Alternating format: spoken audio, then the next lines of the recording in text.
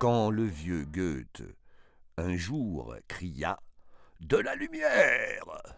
contre l'obscurité luttant avec effort, lui du moins déjà sentait sur sa paupière peser le voile de la mort.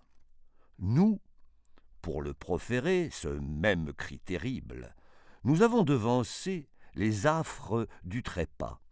Notre œil perçoit encore, oui, mais supplice horrible, c'est notre esprit qui ne voit pas.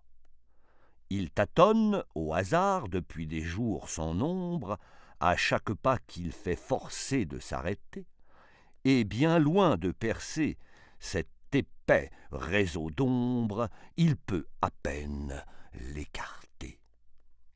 Parfois, son désespoir confine à la démence.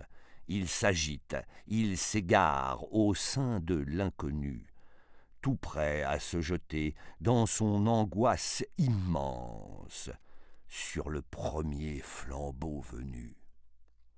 La foi lui tend le sien en lui disant « J'éclaire, tu trouveras en moi la fin de tes tourments. » Mais lui, la repoussant du geste avec colère, a déjà répondu « Tu mens !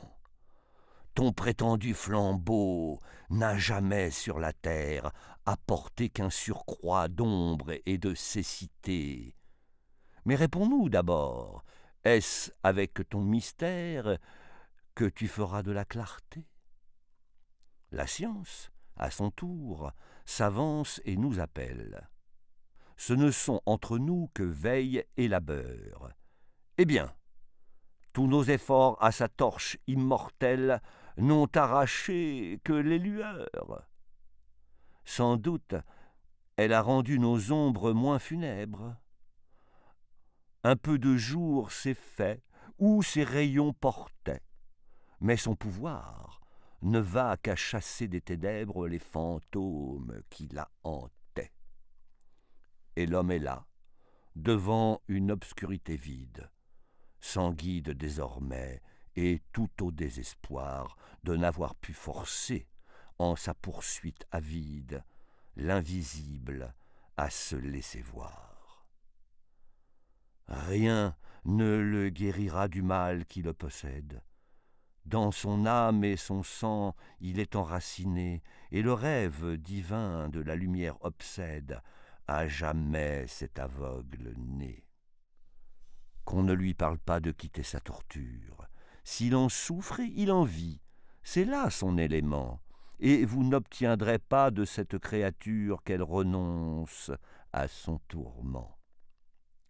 De la lumière, donc, bien que ce mot n'exprime qu'un désir sans espoir qui va s'exaspérant.